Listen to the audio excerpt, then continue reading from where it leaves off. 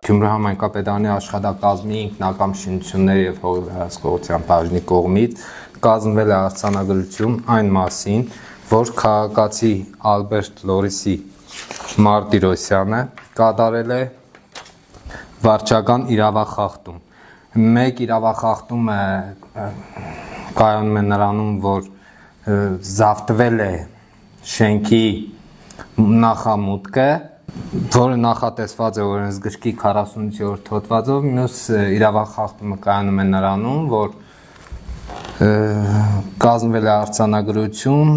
վարչական իրավախախտումների վերաբերյալ օրենսգրքի 154-րդ հոդվածով նախատեսված հիմքով, այսինքն ինքնական շինարարական աշխատանքներ։ Համայնքապետարանի կողմից նախաձեռնվել է վարչական վարույթ, քաղաքացուն ծանոթվել է վարչական վարույթի օրվա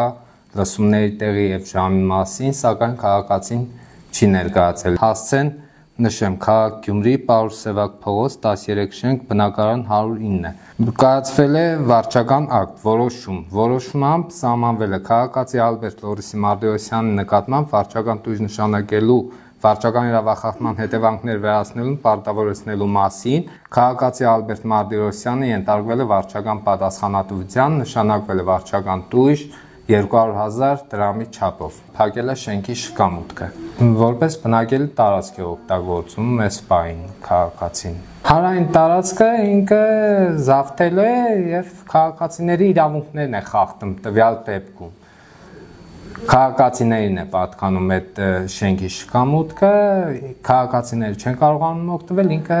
ծառայեցնում է որպես բնակելի տարածք։ Ինքը պարտավորվում է 15-օրյա ժամկետում վերացնել ինքնական շինարարության հետևանքները, ինչպես նաև տվյալ շքամուտքը ազատել,